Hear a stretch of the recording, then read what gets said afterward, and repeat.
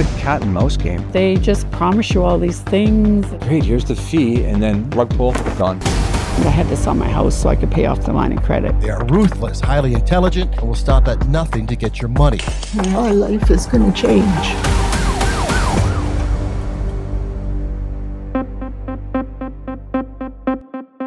It's very devastating, and I know specifically in this the case of that we're talking about, the victim not only financially was destroyed, but also emotionally, and very embarrassed that she fell for the scam. I thought, it's only money, nobody was hurt, but my life is going to change. Online scams are one of the fastest growing crimes on the planet. Thanks to the internet and social media, criminals can now reach more people than ever before. They are ruthless, highly intelligent, and will stop at nothing to get your money. Now, the grandparent scam is a particularly nasty crime that impacts people on an emotional and financial level. The consequences are dire and can affect generations of a family. In this episode, we'll hear from Detective Trevor Simotik of the Edmonton Police Service Financial Crimes Unit. We'll discuss how you can avoid becoming a victim of the grandparent scam. I'm Adam Cook, and this is The Con Job. What exactly is a grandparent scam?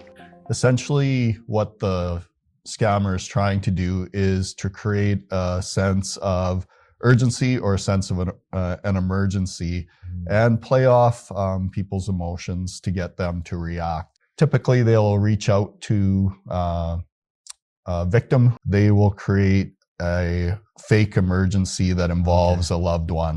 And Somebody's in trouble with the law, needs money for lawyers, something like that? That's right. Yeah. So in a lot of circumstances, we'll see the scammer reach out to a victim and pretend to be their grandchild. Mm-hmm. And the grandchild will typically use a script whereby they've been in an accident, they're in trouble with the police, they're under arrest. The person who's involved in the other vehicle has been hospitalized. They've been arrested, they've been charged, and they now face bail. Okay. So there's an amount of bail that they're asking the victim for, or the grandparent for, in order for them to avoid jail. These scripts have been honed over time by these fraudsters, so they know what works and they know what doesn't work. I answered a private caller phone call. The person on the other end said, "Hi, Grandma, it's Griffin. I've got kind of a cold. I've been pretty sick." They might say, "Oh, by the way, Grandma, I have a cold right now. I might not sound like myself," or "In the car accident, the seatbelt caught me in the throat, so my voice might not sound right," or whatever. So they do tend to address these things. So they're well rehearsed. They're well researched when it comes to this kind of stuff. Right? They are very well researched, and these scripts are tried and tested, right? So the script might start off as, "Hey, Grandma, it's your favorite grandson calling." Oh, wow. And they automatically go, "Oh, okay.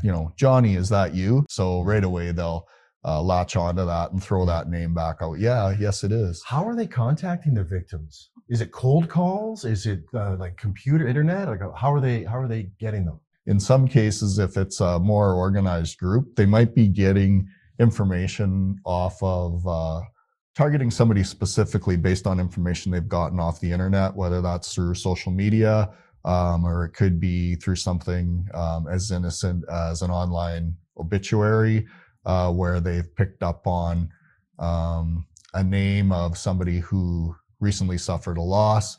But as we all know, in obituaries, there's a lot of family information that's included in those things. And Facebook too, right? And in Facebook, right? Yeah. So a lot of these organized groups, they might have targeted the same person a year ago, a month ago, whatever, in a different scam. And maybe that scam worked, maybe it didn't, but they were able to gather some information and start putting together a bit of a profile on this victim so they can use that information down the road. So the financial toll for Edmontonians, what is it? So in 2022, we saw a total loss of about $1.2 million. For the first 6 months of 2023, just under $600,000 loss. And Do you think those numbers are accurate, or? they're probably low, because we know that fraud in general, or these types of crimes, are underreported. So, people may not report because they feel embarrassment that they've been taken advantage of, or they don't want their family members to worry, or whatever it is, right? Is there one that sticks out in your mind as far as how elaborate the schemes are? A few years ago, we had an elderly lady, a grandma, who was taken advantage of, and she lost over $200,000 in a grandparent scam, as she had lost her husband, and all the family members' information, including the grandson, was posted in the obituary. So the scammers were able to use that information to trick her that he had been in a car accident, and he was under arrest with the police. He needed bail money. One of the red flags of dealing with a grandparent scam is there will be some sort of, whether they call it a gag order or confidentiality clause or whatever it is, they'll come at the victim with, you can't talk to anybody else about what's going on. In this particular case, it was very effective. It was pretty frightening. It was embarrassing, beyond belief embarrassing. Sad, because I'd lost my husband that year. And we'd been careful with our money for 53 years. So I thought, well, that's incredibly stupid. So how do people avoid this stuff? Number one, being educated and aware of, the types of scams that are out there. I think the second thing people need to be aware of is unsolicited phone calls out of the blue, where somebody's presenting a situation, whether it's an emergency or an investment that's a one-time opportunity. There's no reason to react. There's lots of ways you can story that off, in terms of trying to get a phone number to call back, or asking the scammer to call back, or whatever. And do your due diligence, like make some phone calls to family and start checking into these stories and seeing, is this real? Because I think maybe one of the first questions people need to ask when they're getting unsolicited phone calls is just take a breath and take a step back and ask themselves, is this real? So if you think you've been scammed, your number one suggestion is what? I think first of all, call the police after you've notify your banks and stop any payments and everything like that. Call the police, make sure it's reported, call the Canadian Anti-Fraud Center. The quicker the better. The quicker the better, yeah.